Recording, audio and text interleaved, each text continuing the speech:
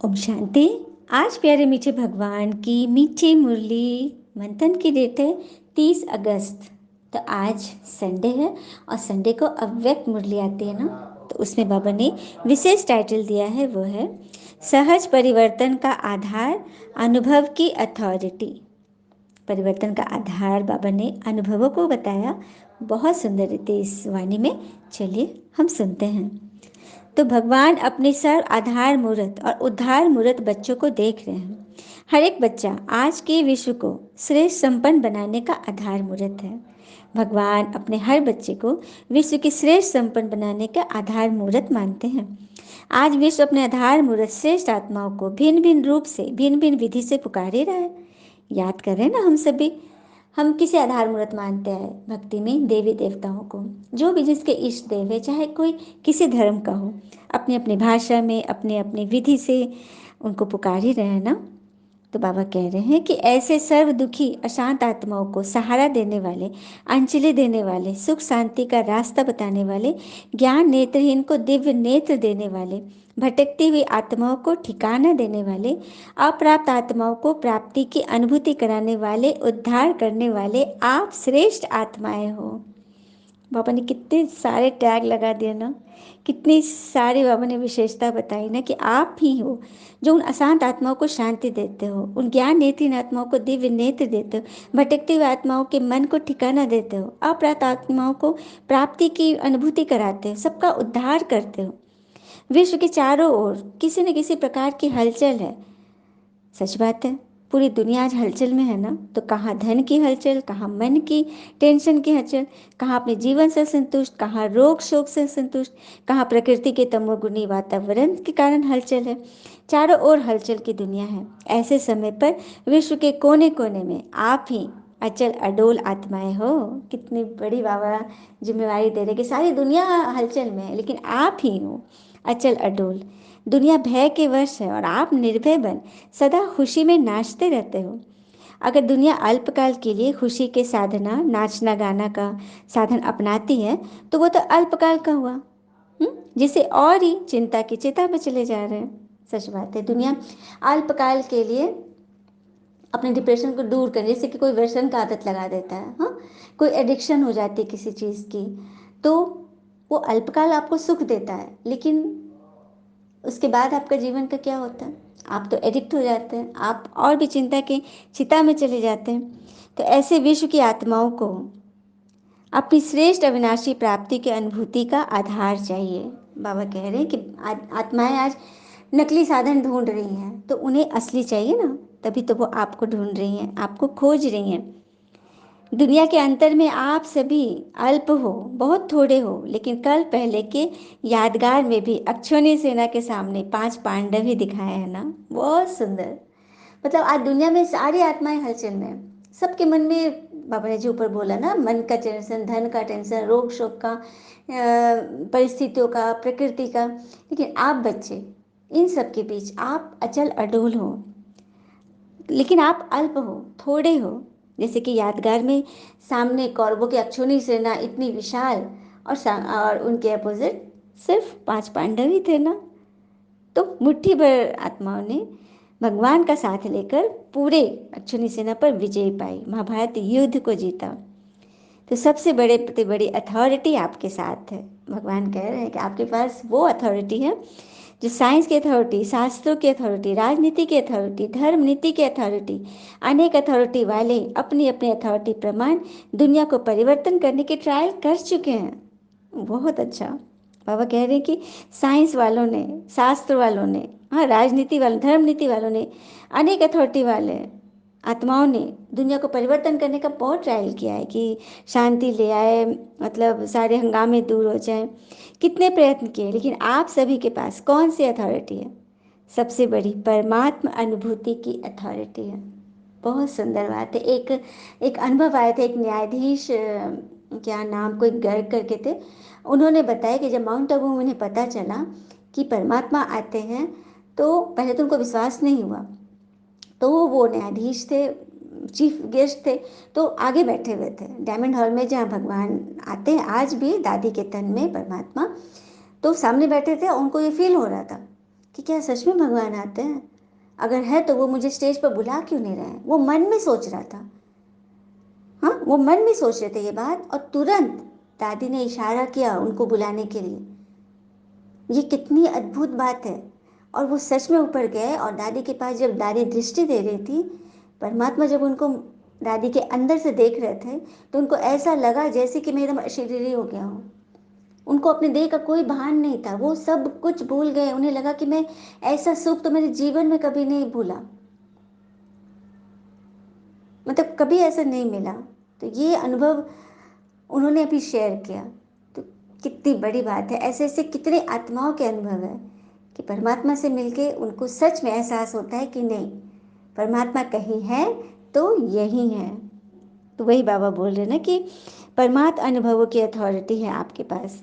अनुभव की अथॉरिटी से श्रेष्ठ और सहज किसी को भी परिवर्तन कर सकते हो। तो आप सबके पास यही विशेष अनुभव की अथॉरिटी है। इसीलिए आप फलक से, निश्चय से, नशे से, निश्चित भाव से कहते हो और कहेंगे कि सहज रास्ता, यथार्थ रास्ता, पवित्र रास्ता, भगवान तक पहुंचने का रास्ता यही है। यह एक ही है। एक द्वारा ही सब कुछ प्राप्त हो जाता है। यही सभी को संदेश देते हो ना। इसीलिए बाप दादा आज आधार मूर्त, विश्व उद्धार मूर्त बच्चों को देख रहे हैं। बाबा बोल रहे हैं कि आप यही संदेश देते हो ना कि परमात्मा अथॉरिटी यही प्राप्त होती है। तो बाबा ऐसे आधार मूर्त, उद्धार मूर्त बच्चों को देख रहे हैं। फिर बाबा कहते हैं कि मेरे साथ निमित्त कौन बने हैं? है विश्व के आधार, लेकिन बने कौन है? साधारण, जो दुनिया की नज़रों में है। हाँ, दुनिया की नज़र में बच्चे क्या दिखते हैं? बिल्कुल साधारण, गुप्त है ना। लेकिन भगवान की नज़रों में वो है कि दुनिया वालों की नज़र में नहीं। जिन पर भगवान की नज़र पड़ी है उसे दुनिया वाले नहीं पहचान सकते, क्योंकि आपने बिल्कुल समस्याओं का नाम निशान खत्म कर दिया। हाँ, असंभव को संभव किया, साधारण को महान बनाया, निर्बल को महान बलवान बनाना। दुनिया के हिसाब से जो अनपढ़ है उन्हें नॉलेजफुल बनाना, यह किसका काम है? परमात्मा का काम है। आत्मा को पढ़ा रहे हो, आत्मा नॉलेजफुल बन रही है, जो कि सिवाय भगवान के और कोई नहीं कर सकता। यह बच्चों के अनुभव है कि किस तरह से जब भगवान मिले और कैसे किसी ने भी मुड़कर पीछे नहीं देखा। फिर भगवान कह रहे हैं कि विश्व की सर्व आत्माएं अर्थात बच्चों को पिता का वर्षा प्राप्त कराने के अधिकारी जरूर बनाना है, चाहे कैसे भी हो, लेकिन है तो बच्चे ही ना। बाबा कह रहे हैं कि सभी मेरे बच्चे हैं। देखो, शिववंशी तो सभी हैं, शिव के बच्चे सभी आत्माएं, हर धर्म की आत्माएं। लेकिन ब्रह्मावंशी वही बनेंगे जो परमात्मा के स्कूल में बैठेंगे। सुंदर बात है ना। इसलिए बाबा कहते बच्चे तो मेरे सभी हैं, तो ज्ञान सबको सुनाओ, सबको ब्रह्मा वंशावली के आधार दो, है ना। सबको इस छत्र के नीचे लाओ, सबका कल्याण करो। तो बच्चों को चाहे मुक्ति चाहे जीवन मुक्ति, दोनों ही वर्षा मिलना है। मतलब शिववंशी जो है, जो इस ज्ञान में नहीं है, जो परमात्मा को नहीं विश्वास कर रहे हैं, भरोसा नहीं है, तो उनका पाठ नहीं है, तो उनको मुक्ति भी मिलेगी, मुक्ति उनको भी मिलेगी, परम धाम वे भी जाएंगे। हाँ, लेकिन जीवन मुक्ति में नहीं आएंगे। जीवन मुक्ति अर्थात स्वर्ग में नहीं आएंगे, जीवन रहते विकारों से मुक्ति, हाँ, उसमें नहीं आएंगे। फिर बाबा कह रहे हैं आगे, सेवा नहीं हो तो जैसे फ्री फ्री है, तो सेवा के लिए बिजी रहना, उमंग देखकर बाप दादा बहुत खुश होते हैं। हाँ, कहते भी ना, खाली दिमाग शैतान का घर, तो खाली नहीं रहना है। सेवा, मन में भी सेवा के पॉइंट्स चलते रहे। और आत्माओं के अनुभव हैं, उन लोग मन से लेटे लेटे भी, स्नान करते भी सेफ्टी के प्लान्स चलते रहते हैं।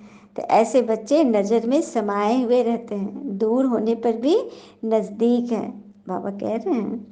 फिर बाबा कह रहे हैं कि आप सभी को देखकर सब खुश हो रहे हैं, कितनी हिम्मत रख सेवा की वृद्धि को पाप प्राप्त कर रहे हैं। बाप दादा जानते हैं कि सभी का एक ही संकल्प है कि सबसे बड़ी से बड़ी माला हमें तैयार करनी है, विजय माला। और जो भी जहाँ भी माला के मन के बिखरे हुए हैं, उन मन को इकट्ठा कर माला बनाए भगवान के सामने लाना है। बाबा कह रहे कि बच्चे ऐसे ऐसे उमंग उत्साह में लगे हुए हैं कि जो मालाएं इधर उधर बिखरे हुए हैं उनको ईश्वरीय माला में पिरोना है। फिर बाबा बोले एक से अनेकों की सेवा हो रही है, तो यह भी विशेषता है ना। अब देखो, भगवान का ज्ञान किसी को मिला, किसी एक को मिला, उसके मन में शांति आ गई, तो क्या वो अपने अपनों को नहीं बनाए बताएगा? उसी तरह से एक से अनेकों की सेवा हो रही है, बूंद बूंद से घड़े भर रहे हैं। आज चारों ओर एग्जाम्पल बन अनेकों को उमंग प्रेरणा देने की सेवा में जो लगे हुए हैं, यह भी फल तो सभी को मिलेगा है ना। हम्म। तो अभी भी गवर्नमेंट के कनेक्शन में है, सही बात है। ईश्वरीय गॉडली गवर्नमेंट है यहाँ, भगवान हमें चला रहे हैं। और ऊपर वाला कब किस पर मेहरबानी करे, किस रूप में, इस कहानी से समझते हैं। एक बार एक नौजवान, इंटरव्यू के लिए जाना था उसको, लेकिन वो साधारण घर का था, पैसे की बहुत कमी थी, और इंटरव्यू का वेन्यू जो था वो बहुत दूर था उसके घर से, उसको ऑटो या बस करके जाना था उसके पास। तो उन्हें पॉकेट में हाथ दिया तो उसमें 20 रुपये पड़े थे। अब वो क्या करे, बस चल दिया, वो पैदल ही चल दिया। सोचा कि कैसे पहुंचना भी है, टाइम पे पहुंचना है, और टैलेंटेड था, तैयारी पूरी थी, लेकिन पैसे के बिगड़ तो उसका मन मूंझ रहा था, क्या करे। अचानक उसे ख्याल आया, चलो मंदिर चलते हैं, ईश्वर से बातें करते हैं, वही कुछ रास्ता निकालेंगे। और वहाँ गया, मंदिर में हाथ जोड़े, प्रार्थना की, जो भी किया। और जब वापस निकल रहा था तो उसकी नज़र एक भिखारी बाबा पे पड़ी, फकीर बाबा पे। गेट के कॉर्नर में वो बैठे हुए थे, बूढ़े थे, और ये बिल्कुल उदास उधर से निकल रहा था, निढाल होके, क्योंकि ईश्वर के पास से भी उसको कुछ जवाब नहीं मिला संतोषप्रद। तो वो भिखारी बाबा ने उससे पूछा, क्या बात है बच्चे, बड़ा उदास दिख रहे हो? तो बोले कि नहीं बाबा, सो ऐसी कुछ नहीं, नहीं नहीं, तुम मुझे बताओ, कुछ बात है तो बोलो। तो उसको इसकी आवाज़ बहुत अच्छी लगी, बहुत अपनापन दिखा। तो वहाँ पर बैठ गया और उनको अपनी बातें बताई कि ऐसा ऐसा इंटरव्यू है, एकदम मेरा जीवन का बहुत, मतलब ये मोड़ है, क्रिटिकल है, मुझे वहाँ पहुँचना है, मेरे पास पैसे नहीं हैं। तो भिखारी बाबा ने बोला कि देखो मेरे कटोरे में देखो तो कितने पैसे हैं। कुछ कुछ चेंज 10 20 50 100 रखे हुए थे। तो बोला कि क्यों, तो इसमें से तुम्हारे ज़रूरत के जितने हो गए, देखो जोड़ो कितना है। तो उसने जोड़ा तो 500 रुपये थे। तो भिखारी भाई ने बोला कि ये पैसे तुम रख लो। क्योंकि नहीं नहीं, आपके पैसे मैं कैसे रख सकता हूँ, मैं इतना भी वो नहीं हूँ कि आपने भीख मांग के कमाया, मैं आपसे ले लूँ, इसको अच्छा नहीं लगा। तो फकीर बाबा ने बोला कि अरे मुझे इतने पैसे की ज़रूरत ही नहीं है, मैं तो बस खाने पीने के जो थोड़ा मोड़ा लेता हूँ, कोई मुझे भोजन भी दे जाता है, और एक दवा खरीदता हूँ, बस। बस मेरे मुझे पैसे का वही काम है, और जो पैसा बच जाता है तो यही मंदिर की दान पेटी में डाल देता हूँ। वो नहीं नहीं, फिर भी मुझे अच्छा नहीं लग रहा था। बोला कि नहीं बेटा, इसे भगवान का आशीर्वाद समझ के रख लो। जब उसने ऐसी बात बोले तो इसको यही लगा कि लगता मैं भी ईश्वर से बात करके आया हूँ, और कुछ इसी टाइप का कुछ होगा। और उसका मन किया और वो पैसा ले लिया। और फिर बोला कि नहीं, मैं जब नौकरी मिलेगी मैं आपको पूरा का पूरा डबल इसका लौटा दूंगा। फकीर बाबा बोला कि अच्छा ठीक है, देखा जाएगा, अभी तो जा तू। और उसको भेज दिया। वो गया इंटरव्यू में, एकदम खुशी खुशी गया, बहुत खुश, पॉजिटिविटी के साथ, और वहाँ जाके अच्छा अटेम्प्ट किया और उसकी नौकरी लग गई, मतलब सेलेक्ट हो गया वो। जब शाम में लौट कर आया तो उसी जगह पे धन्यवाद देने आया साधु बाबा को, फकीर बाबा को। तो देखा कि वहाँ पे जगह खाली है। तो लोगों से पूछा, आते जाते जो लोग मंदिर आते जाते थे, कि यहाँ जो फकीर बाबा बैठे थे क्या हुआ उनका? तो बोला कि अरे वो तो बहुत बीमार थे ना, सो कल शायद दवा नहीं खरीदे, तो उनको दौरा पड़ा और उसको हॉस्पिटल लेके गए हैं, मतलब लेके गए। इसको बहुत खराब लगा। इसने सोचा कि ओ, उनके दवा के पैसे थे, उन्होंने तो सारे पैसे मुझे दे दिए, और दवा नहीं खरीदे, तो उनको उनकी बीमारी बढ़ गई और उनको जाना पड़ा। तो सीधे फिर मंदिर में गया और भगवान से बात कर रहा था कि मन में इसके यही आ रहा था कि ऊपर वाला किस तरह से मदद करता है, कब किसी को किसी का वो ऊपर वाला बना देगा, यह सिवाय उनके कोई नहीं जान सकता। उसके लिए हमारे दिल में सच्ची निष्ठा होनी चाहिए। भगवान हर किसी की मदद करते हैं, लेकिन वो देखने के लिए हमारे अंदर कितनी सच्चाई सफाई हो। हाँ, वही बाबा कह रहे हैं कि ईश्वरीय गवर्नमेंट से कनेक्शन रखना है, मन से, मन बुद्धि एकदम शांत शीतल रखना है, क्लीन एंड क्लियर, तभी हमें। और कहते भी हैं ना कि यदि भगवान ने हमें किसी की मदद करने के लिए निमित्त बनाया है, तो ये कितने बड़े सौभाग्य की बात है कि भगवान ने हमें विशेष समझा, इतनी भीड़ भरी आत्माओं से उन्होंने हमें चुना। ये कितनी बड़ी बात है ना। फिर आगे बाबा बोल रहे हैं कि आप सभी विशेष आत्मा हो। अगर विशेषता न होती तो ब्राह्मण आत्मा नहीं बन सकते थे। विशेषता ने ही ब्राह्मण जीवन दिलाई है। सबसे बड़ी विशेषता यही है कि आप कोटों में कोई, कोई में भी कोई हो। तो हर एक को अपनी अपनी विशेषता है, हर एक की। सारा दिन पिता और सेवा यही लगन रहती है ना। लौकिक कार्य तो निमित्त मात्र करना ही पड़ता है, लेकिन दिल में लगन याद और सेवा की रहती है। बाबा कह रहे कि लौकिक धंधे, व्यवहार, दुकान आदि सबको संभालना पड़ता है, लेकिन दिल में लगन परमात्मा की, उनकी याद से हम हर कर्म करते हैं, कर्म योगी की सीट पर सेट होकर। अच्छा, चलिए बाबा से हम वरदान लेते हैं। सदा निज धाम और निज स्वरूप की स्मृति से उपराम न्यारे प्यारे भव। सदा निज धाम और निज स्वरूप की स्मृति से उपराम न्यारे प्यारे भव। अर्थात निराकारी दुनिया और निराकारी रूप की स्मृति ही सदा न्यारा और प्यारा बना देती है। निराकारी दुनिया और निराकारी रूप कैसे हम फील करते हैं? आत्मा निराकार है। चलिए कुछ पल के लिए हम निराकारी अवस्था की अपने मन से को सेट करते हैं। एकदम शांत चित्त होकर बैठ जाइए, आराम से, शरीर ढीला, धीमी गति से श्वास लेते रहिए, एकदम सहज प्रक्रिया से। उस पर मन बुद्धि टिकाना है, मतलब कंसंट्रेट करना है। इसके बाद धीरे से अपने मन बुद्धि को दोनों भावों के बीच एकाग्र करें और फील करें कि मैं आत्मा इस भृकुटी सिंहासन पर विराजमान हूँ।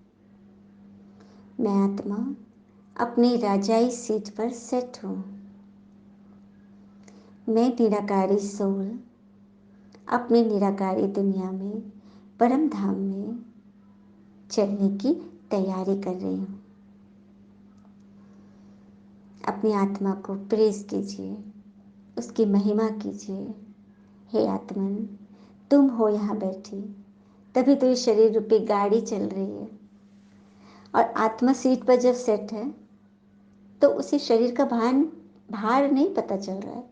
जैसे एक ड्राइवर बड़ी सी गाड़ी, भारी सी गाड़ी में जब ड्राइविंग सीट पर है और गाड़ी चल रही है, तो क्या उसे गाड़ी का वेट पता चलता है? बिल्कुल नहीं, बहुत सहजता से वो चला लेता है। उसी तरह से हमारी आत्मा जब ड्राइविंग सीट पर बैठी होगी, इस शरीर को चलाने वाली राजा की सीट पर, तब देह भान से वह ऊपर होगी।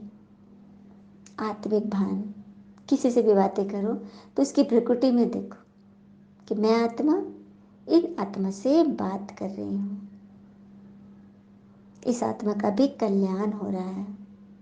सदा शुभ भावना रखकर मैं निराकार आत्मा इस शरीर से ऊपर उठती हूँ, सूर्य चांद तारा गणों से ऊपर, विश्व ग्लोब से ऊपर, अपने घर परम धाम में आ चुकी हूँ।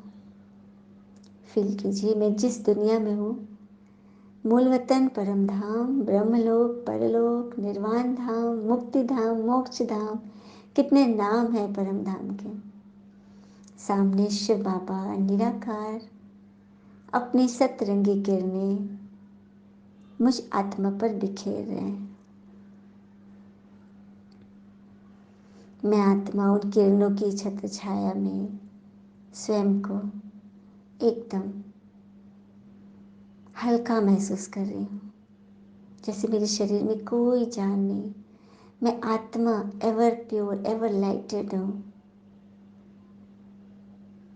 कुछ पल बाबा के साथ बीज रूप स्थिति में स्थित रहिए। इसकी प्रैक्टिस हमें हर घंटे करनी है, क्योंकि समय बहुत विपरीत आने वाला है। अभी से हम तैयारी नहीं करेंगे तो बाबा ने बोला ना कि दुनिया वाले तो हलचल में हैं, लेकिन आप अचल अडोल आत्माएं मुट्ठी भर हो।